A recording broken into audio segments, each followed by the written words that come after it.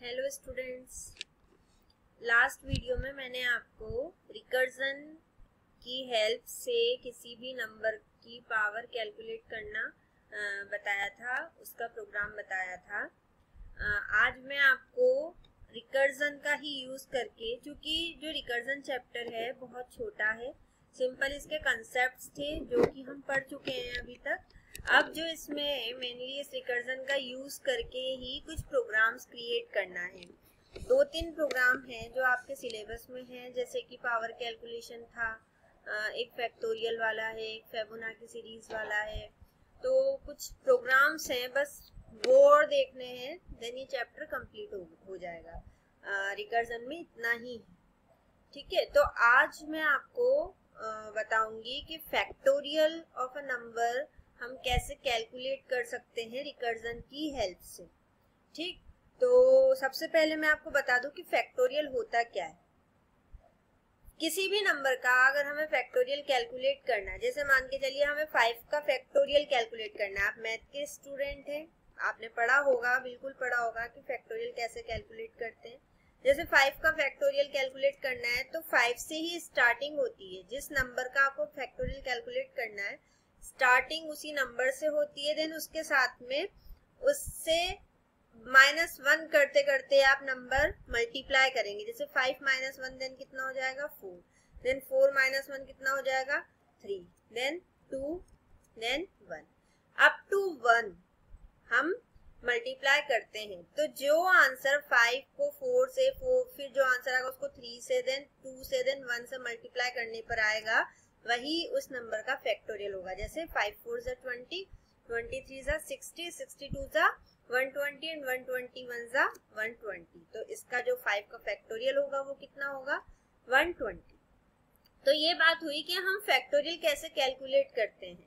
Factorial calculate करने के लिए आपने इटरेटिव मेथड से तो प्रोग्राम बनाया है। जब आपने लूप्स पढ़े थे तो उस लूप्स में हम ये प्रोग्राम बना चुके हैं, वहां सिंपल फॉर लूप लगाया था और फैक्टोरियल कैलकुलेट कर लिया था। लेकिन अब हम रिकर्जन के मेथड से उसे करेंगे। अब रिकर्जन में मैंने आपको बताया था कि हमें सबसे पहले 2 केस बनाने होंगे। कौन कौन से केस? एक तो रिकर्सिव केस और एक उसका बेस केस, जो कि स्टॉपिंग केस होगा उस फंक्शन के लिए। तो अब आप देखिए कि जो आपके सामने ये क्वेश्चन है कि 5 का फैक्टोरियल हमें कैलकुलेट करना है, तो जब हमने उसे पूरा खोला, पूरा ओपन किया, तो ये सीक्वेंस निकल कर आया। तो इसको देखकर पहले आप एक रिकर्सिव केस बनाइए कि इसका केस क्या बन सकता है। आप देखिए, जैसे हमें 5 का फैक्टोरियल, तो हम मान लेते 5 = n, जिसका हमें फैक्टोरियल कैलकुलेट करना है वो n है। तो हमें n का फैक्टोरियल कैलकुलेट करना है, मतलब n की वैल्यू हो गई 5। अब आप देखिए, जिस भी नंबर का आपने कैलकुलेशन करना है, स्टार्टिंग उसी नंबर से हो रही है, तो n का तो मल्टीप्लाई होगा ही होगा, जो भी सीक्वेंस बनकर आएगा उसमें। n के साथ में जो मल्टीप्लाई हो रहा है वो किसका हो रहा है? n - 1 का हो रहा है। तो यहाँ पर क्या हो जाएगा? n - 1, ठीक है। अब ये n - 1 जो है, इसका फिर से मल्टीप्लाई हो रहा है, फिर n - 2 से, फिर n - 3 से। तो हम क्यों ना, क्योंकि रिकर्जन का यूज कर रहे हैं तो एक फंक्शन तो बनाएंगे। तो यहाँ n के साथ में दोबारा से उसी फंक्शन को कॉल करते हुए हम n - 1 को पास कर देंगे। तो ये हमारा कौन सा केस बनकर तैयार हो गया? रिकर्सिव केस बनकर हमारा यहाँ पर तैयार हो गया। अब बात आती है बेस केस की। मैंने आपको बताया था कि बेस केस वो केस होता है जिसमें हमें पहले से पता होता है कि इस वैल्यू को रखने पर आंसर ये होगा। आप लोगों को पता है कि इस सीक्वेंस की किसी भी नंबर का फैक्टोरियल कैलकुलेट करो, उस नंबर के एंड में क्या आएगा? 1 आएगा। ये कंफर्म है। हमें पता है कि कोई भी नंबर का हम फैक्टोरियल कैलकुलेट करें तो उसमें एंड में 1 तो आना ही आना है। तो अब हम n फैक्टोरियल = 1 होगा। कब होगा? जब if n = 1। Factorial of n = 1 कब होगा? जब n की वैल्यू, ठीक है। तो एक ये बेस केस बन सकता है कि अगर n की वैल्यू 1 होगी तो फैक्टोरियल ऑफ n भी 1 होगा। लेकिन एक और बात मैं आपको बताऊं कि जो 0 का फैक्टोरियल होता है factorial of 0 is also equals to 1। ये और चीज है कि 0 का फैक्टोरियल 1 होता है, मैथ के स्टूडेंट जानते होंगे। तो मतलब ये है कि अगर n की वैल्यू 1 होगी तब तो 1 प्रिंट कर देगा, लेकिन मान के चलिए n की वैल्यू अगर 0 है तो फिर यहाँ पर एरर आ जाएगी। उस केस में ये बेस केस हमारा सक्सेस नहीं है, जो हमारा बेस केस है वो इनकम्प्लीट है। तो हमें एक ऐसी कंडीशन देनी होगी कि 1 फैक्टोरियल ऑफ n 1 रिटर्न करे, लेकिन इन दोनों के केस में रिटर्न करे, जब n की वैल्यू 1 हो तब भी और 0 हो तब भी। तो उसके लिए हम यहाँ पर जो बेस केस है उसकी कंडीशन दे सकते हैं कि अगर n की वैल्यू इज लेस देन 2, तो आप देखिए 1 भी लेस देन 2 है एंड 0 भी लेस देन 2 है। अब आपके दिमाग में एक क्वेश्चन आ सकता है कि मैम अगर कोई नेगेटिव वैल्यू इनपुट कर देता है तो उस केस में भी तो कंडीशन ट्रू हो जाएगी। तो उसके लिए आपको जब आप n की वैल्यू इनपुट करवाएंगे यूजर से तो वहीं पर कंडीशन रख देनी है। अगर या तो आप यूजर के सामने ही वो मैसेज प्रिंट करें कि प्लीज एंटर वैल्यू ग्रेटर और इक्वल्स टू 0, मतलब आपको 0 से बड़ी ही वैल्यू इनपुट करना है, या 0 इनपुट कर सकते हैं but less than 0 value input नहीं करना। ठीक है, तो या तो ये मैसेज आप दे दीजिए, अदरवाइज आप इफ एल्स लगाइए, इफ कंडीशन में चेक कर लिए कि अगर n की वैल्यू पॉजिटिव है, नॉन नेगेटिव नहीं है तो ही फैक्टोरियल फंक्शन कॉल हो, अदरवाइज ये कॉल ही ना हो। तो उसके लिए आपको कंडीशन वहां पर मैन्युअली देनी पड़ेगी। ठीक है, हम यहाँ पर ये जो कंडीशन लगा रहे हैं ये अज्यूम कर रहे हैं कि पॉजिटिव नंबर ही वहां पर दिया जाएगा। वैसे ये सब जानते हैं कि फैक्टोरियल नेगेटिव नंबर का नहीं निकाला जाता है, पॉजिटिव नंबर का ही निकाला जाता है। तो वो बेवकूफी होगा, कोई सिली सा ही होगा, मतलब कि जो नॉन नेगेटिव नंबर फैक्टोरियल के लिए वहां पर इनपुट करेगा। ठीक है, तो ये हमारे दोनों केस बन के तैयार हो गए, एक बन गया रिकर्सिव केस, एक बन गया हमारा बेस केस। ठीक है, यही सारी चीजें आपको यहाँ पर लिखी हुई है। The factorial of a non negative number is defined as the non negative number, ध्यान दीजिएगा, is defined as the product of all the values from 1 to the number. जो फैक्टोरियल होता है किसी भी नंबर का वो किस तरह से डिफाइन होता है, 1 into 2 into up to that number. ठीक है, आप इसको रिवर्स ऑर्डर में भी लिख सकते हैं, कोई प्रॉब्लम नहीं है। इसके लिए हम जो डिफाइन करेंगे वो ये करेंगे, बेस केस बन जाएगा कि n फैक्टोरियल की वैल्यू 1 होगी, कब होगी, जब n की वैल्यू लेस देन 2, 0 भी हो सकती है 1 भी हो सकती है, और अगर n की वैल्यू ग्रेटर और इक्वल टू है तो जो हमारे रिकर्सिव केस है वो ये। तो इसको देखते हैं हम प्रोग्राम के साथ में, प्रोग्राम बनाते हैं जिससे कि चीज और ज्यादा अच्छे से हमारी क्लियर हो जाए। स्क्रिप्ट मोड ओपन किया, यहाँ सबसे पहले मैंने एक फंक्शन बनाया फैक्टोरियल नेम से। यहाँ पर जो भी हम जिसका भी फैक्टोरियल निकालेंगे n के अंदर वो पास हो जाएगा। पहले हम हमारा फंक्शन बनाकर तैयार कर देते हैं। हमें पता है बेस केस क्या है, हमारा रिकर्सिव केस क्या है, बहुत जल्दी बन जाएगा। अगर n की वैल्यू लेस देन 2 है, if n is less than 2 then return 1, तो क्या रिटर्न करना है 1, एल्स नहीं तो return n into factorial of n minus 1। ठीक, ये हमारा फंक्शन बनकर तैयार हो गया। अब सिंपल हम एक नंबर किसी भी नाम से वेरिएबल बना लीजिए, यूजर से इनपुट करवाते हैं, int input enter a non negative number. Non negative number हमने दे दिया, यहाँ पर दे दीजिए ग्रेटर देन 0। तो इस तरह से आपको कंडीशन वहां खुद यूजर के सामने देनी पड़ेगी, आप इफ एल्स भी लगा सकते हैं। देन यहाँ आप अलग से कोई वेरिएबल भी बना सकते हैं और डायरेक्टली प्रिंट में भी कॉल कर सकते हैं, ये आपकी चॉइस है। फैक्टोरियल ऑफ नम इज,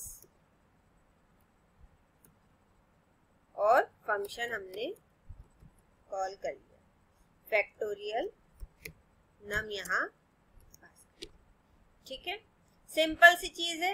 नम जो भी यूजर एंटर करेगा नॉन नेगेटिव नंबर इंटीजर में कन्वर्ट होके नम को मिलेगी। यहाँ प्रिंट में ही हमने डायरेक्टली कॉल कर लिया, यहाँ फैक्टोरियल और नम फंक्शन कॉल होगा, फैक्टोरियल कॉल होगा, नम की वैल्यू यहाँ पास हो जाएगी, जो भी वैल्यू होगी वो n को मिलेगी एज पर दी कंडीशन एग्जीक्यूशन होगा। एग्जीक्यूशन उसी तरह होगा जैसे मैंने आपको फर्स्ट प्रोग्राम रन करके बताया था स्टैक पे, उसी तरह से यहाँ भी एग्जीक्यूशन होगा। देन वैल्यू रिटर्न होगी और प्रिंट उसे प्रिंट कर देगा। ठीक है, इसे सेव करते हैं।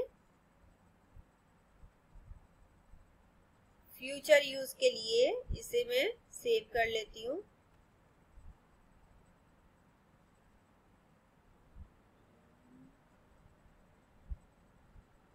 प्रोग्राम्स यहाँ आ जाते हैं, फैक्टोरियल रिकर्जन, सेव कर लिया। देन इसे एंटर नॉन नेगेटिव नंबर, देखिए मैंने 5 एंटर किया, फैक्टोरियल ऑफ 5 इज 120।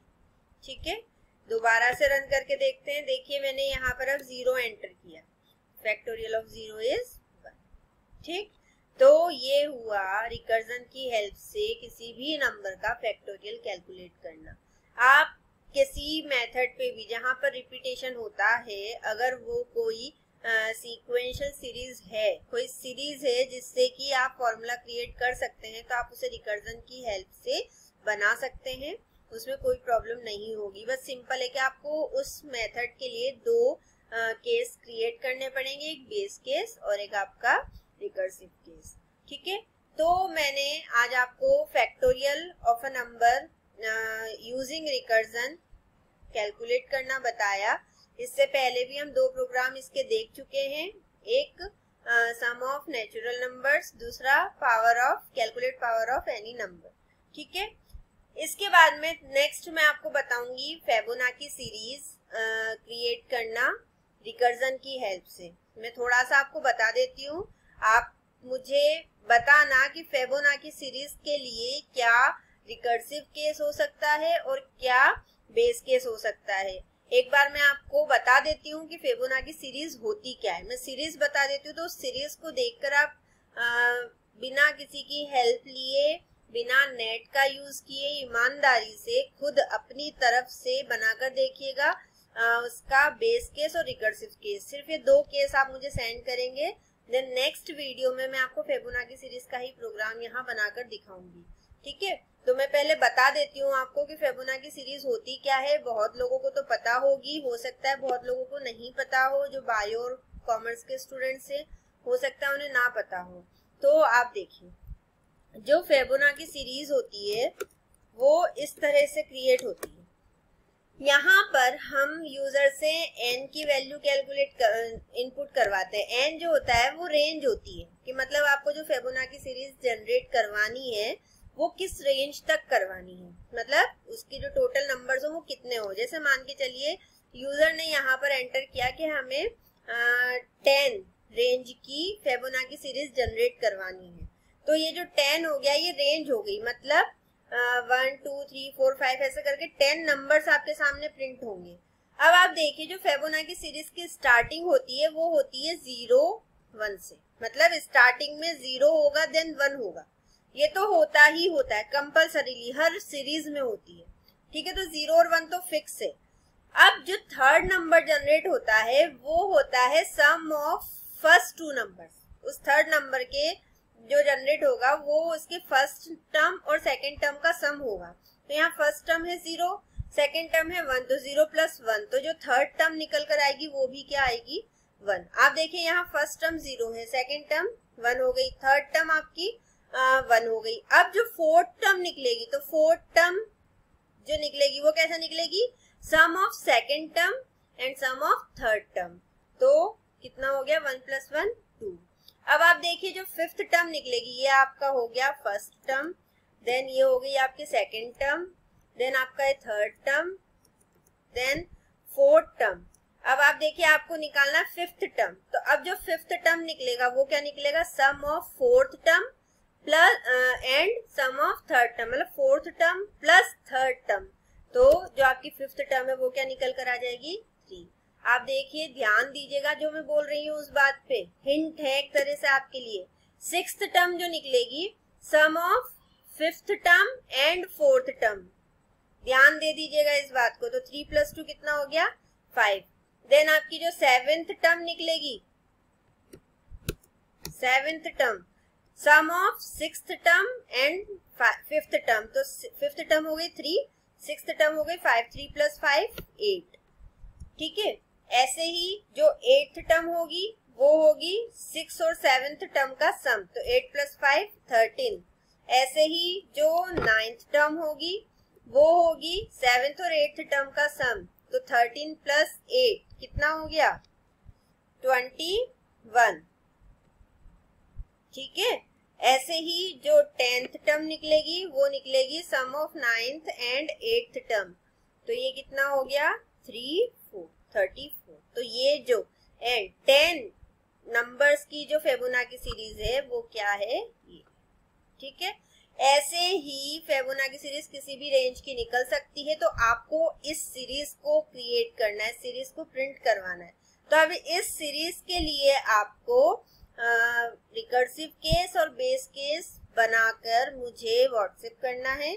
आप सिर्फ बेस केस और रिकर्सिव केस बनाकर दे दीजिएगा, मैं प्रोग्राम की नहीं कह रही, प्रोग्राम मैं आपको कल मतलब नेक्स्ट वीडियो में बनाकर खुद दिखाऊंगी, बट आप मुझे recursive case and base case इसका डिफाइन करके बताएंगे कि वो क्या हो सकता है, ठीक है।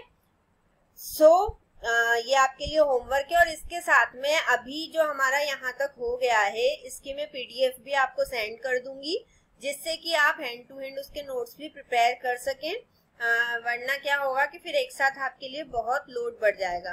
तो इसकी पीडीएफ भी मैं आपको कल सेंड कर दूंगी, ठीक है। Thank you.